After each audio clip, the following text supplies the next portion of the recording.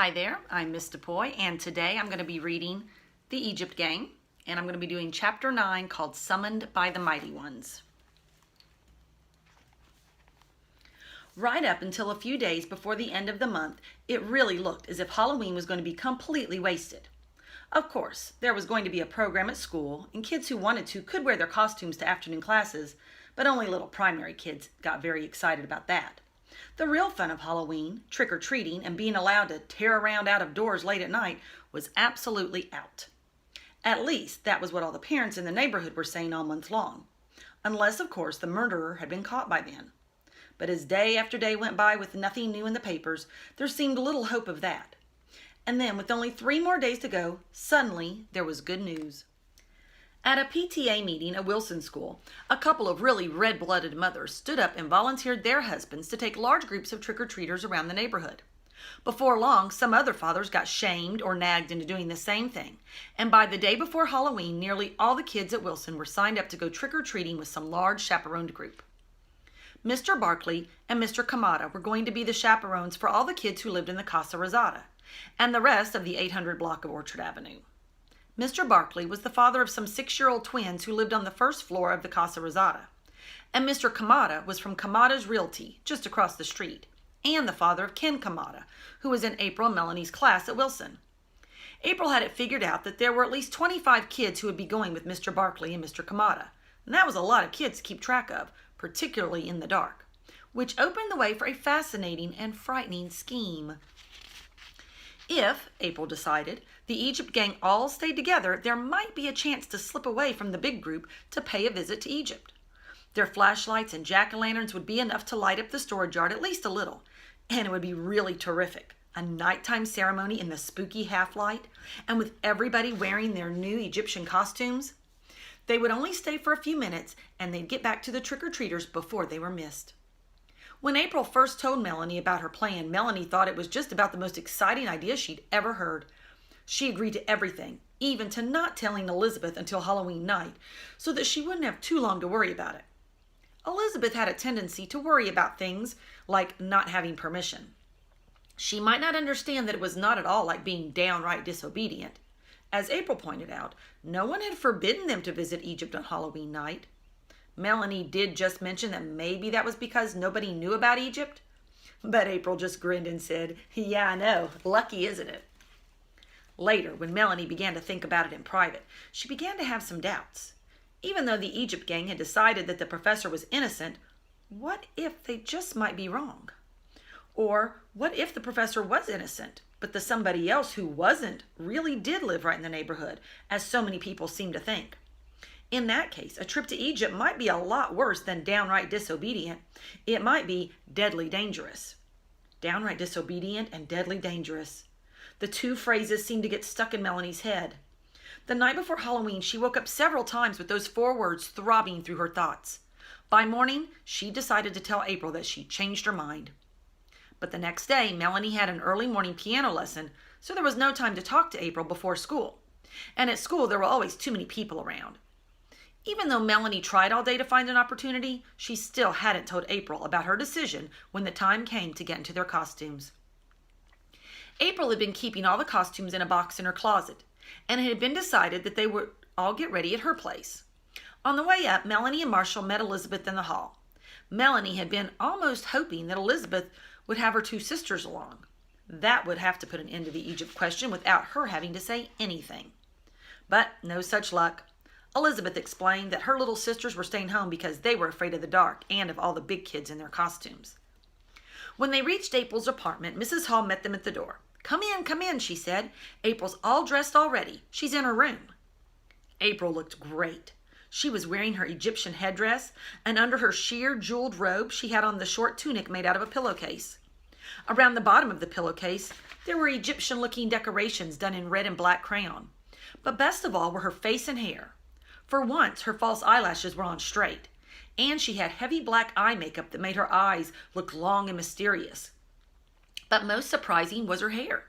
It was cut short in a sort of Cleopatra bob. "Caroline helped me with my face and hair," April said, and she looked at Caroline and smiled. It occurred to Melanie that it was the first time she'd ever seen April smile at her grandmother. It also occurred to her that April wasn't going to be able to wear an upsweep anymore, but she didn't say anything about that. Instead, she only said, "Your hair looks terrific, April. You ought to wear it like that all the time." Mrs. Hall reminded them that they'd better hurry so they wouldn't keep the other trick-or-treaters waiting, and then she went out and left them alone. April shut the door of her room behind her grandmother, and then she turned around very slowly and dramatically to face the rest of the Egypt gang. One look at her face and Melanie had a strong feeling that downright disobedient and even deadly dangerous weren't going to be enough. She felt herself slipping before she was even sure of the direction in which they were moving. April put her arms down stiffly along her sides, and with her eyes closed, she tilted her Egyptian face upward raptly. To Melanie, she looked like a miniature monolith, glowing with mystery. "We have received a message," April whispered with her eyes still closed. "We are summoned by the mighty ones of Egypt." "The mighty ones?" Elizabeth's voice quavered a little. April snapped back into life and snatched up something from her dresser. It was a little velvet pincushion box that she kept special things on. "It's in here," she said, holding the box out dramatically until they had all gathered around. "The summons from Set and Isis," Melanie said. It was a statement instead of a question, and with a last lingering dismay, she realized that she was already using her high priestess voice. April nodded, and her eyes flicked across Melanie's in the way they always did when their imaginations were tuned in. The gods of Egypt struggled with the gods of conscience, and Egypt won. "The mighty ones have summoned us," Melanie chanted and dropped to her knees. Following Melanie's lead, April was on her knees almost as quickly, and Elizabeth and Marshall weren't far behind. Slowly, and with drama, April opened the box. There, on a cushion of paper handkerchiefs, was a single shiny feather. "Just a few moments ago," April whispered, "I heard something, a strange sound outside my window. I'd been expecting something. I'd had a weird feeling all day long. Hadn't you?" They all nodded, and Melanie didn't even remember what kind of feeling she'd really been having all day. "So I ran to the window and threw it open, and there it was, right on the seal, a token from the mighty ones." "Evil Set and beautiful Isis have sent us a token," Melanie chanted. She nudged Elizabeth with her elbow and whispered, "You say, the mighty ones have summoned us to their temple." "The mighty ones have summoned us to their temple," Elizabeth imitated Melanie's singing chant. April poked Marshall. "You say, we have received your summons, O mighty ones." "We have received your summons, O mighty ones," Marshall chanted, and then ad-libbed, "and it's nothing but an old pigeon feather." He scanned the girls' faces expectantly, but they chose to ignore him. While they were getting into their costumes, Elizabeth asked a few worried questions about what they were going to do, but April only said, "I don't know. We'll have to stick close together and look for a sign." "What sort of sign?" Elizabeth wanted to know. "A secret omen," Melanie said. "Will it be a pigeon feather?" Marshall asked. "We don't know what it will be," April told him. "But we will know it when it appears." She clasped her hands and struck a wonder and amazement pose. "The very air will smell of mystery," she breathed.